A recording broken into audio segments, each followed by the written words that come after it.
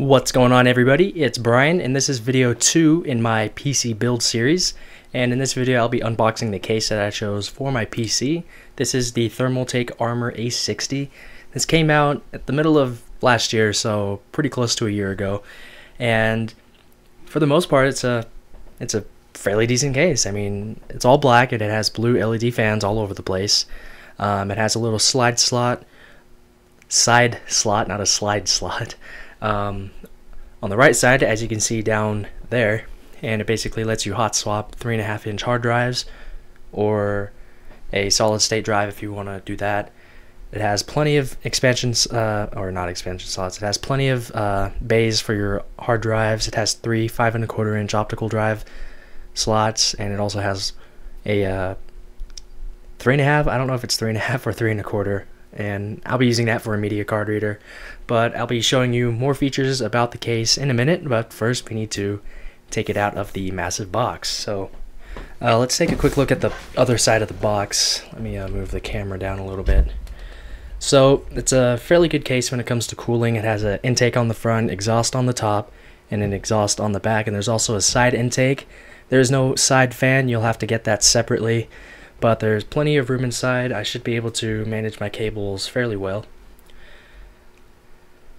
And according to this side, this is the first case that has a little hot swap side panel for a 3.5-inch drive. Also has a USB 3 port on the front. I'll talk a little bit more about that in a minute. It sports up to 7 additional fans because there are some other hookups for more slots. But it does have, let me move my camera down a little bit more, not sure if you can see it, but there are 3 5.25-inch bays, and there's one 3.5-inch, which is where your floppy drive or your media card reader would go. Then you have your one 3.5-inch side slot here. Then you have 5 3.5-inch or 2.5-inch drive bays. And overall, this is a fairly full-featured case, so it has everything I've been looking for, and it looks fairly decent. I think it looks better in real life, but we'll have to see. Okay, so we got the case out of the box, and let's take this plastic bag off of it. This is actually a bigger case than I thought it would be. Okay, so we got the plastic bag out, or off of the case, and here she is. Yeah, this case looks much better in person than it does on pictures on the internet, so let me go ahead and give you a quick tour of the case. Some styrofoam pieces stuck to the front, but let me zoom in a little bit here. Let me turn it this way so the light shines better. So on the front here are our 3 5.25-inch bays, and these front panels probably come off. Here we have a USB 2.0 port. Let me zoom in a little bit more to this front area. So here we have a USB 2.0 port. Here we have audio input and outputs. Here we have a USB 3.0 port. And here we have some LED indicators for the power and the hard drive. Here we have an eSATA port. Not sure if that doubles as a USB port, but I'll find out eventually. And here we have a reset switch. And here we have a 3.5-inch bay for a floppy drive or a media card reader. And then on the front we have a large intake fan with blue LED lights. Lights are always cool. Now online I read that to take this front panel off, you pretty much just have to pull on it a little bit and it comes off fairly easily. So let me zoom out again and show you what the front cover looks like. So you have a dust filter in the front. Here we have our slots for the grill opening, or grill covers for the drives and stuff. Here we have the Thermaltake logo on the bottom. Here we can see one of the fans. The intake fan has blue LEDs, as I mentioned earlier.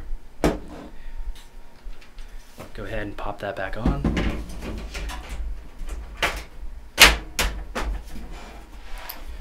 Now moving on to the left side, here we have our 3.5-inch drive bay, so we can pull the slot out, put a 3.5-inch or a 2.5-inch hard drive into it, then slide it in here.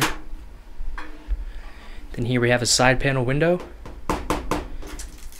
Pretty sure it's plastic, but I'll find out in a minute. Then here we have another area where you could put another fan for the side intake if you'd like. And let me show you the top real quick. Here we have a large exhaust fan on the top. This one also has blue LEDs, and you could also mount another fan on this side if you'd like. Now the back of the case is where all the magic happens. Here we have a USB 3.0 pass-through cable for that front port. This is probably my only complaint about the case, is that you have to have this cable hanging out of the back and plugged into your motherboard. It would have been nice if it just used an actual motherboard header for USB 3.0 instead of this pass-through cable, but that's okay. Here we have a exhaust fan on the back. Here we have some holes if you want to use a water cooling setup. You can put your radiator in there and stuff. And here we have our I/O section for the motherboard. Here we have 7 expansion slots. Then on the bottom is where you're going to mount your motherboard. Here we have some thumb screws, so let me go ahead and take those off real quick.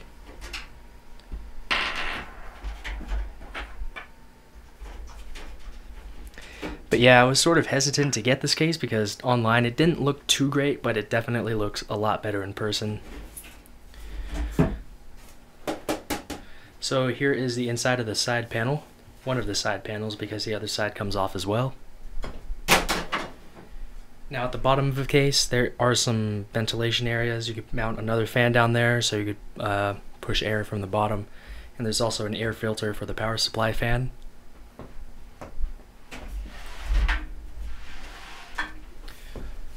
So on the inside of the case, here we have our drive bays. These are fairly nice because you can pull on these and then the drive bay actually slides out. Then for the most part it's a toolless installation, so you could just mount your 3.5-inch hard drive on here, or you could screw your 2.5-inch drive on here as well, and then you could just slide it into the bay and it snaps into place. Then here we have our sort of secure things up here for our 5.25-inch drives. What else do we have? There's the fan right there. And here we have all of our cables, our USB header. Looks like there's a couple of SATA cables, which is nice because I was afraid I was going to run out of those. Here we have the power cable for the back fan, and here is a Molex power cable for the top fan. There's also another Molex back there. And there are some holes in the back plate for cable management. Then we have a rather large cutout back there for if you want to use a large CPU cooler, or if you want to do a water cooling setup. So far I'm liking this case.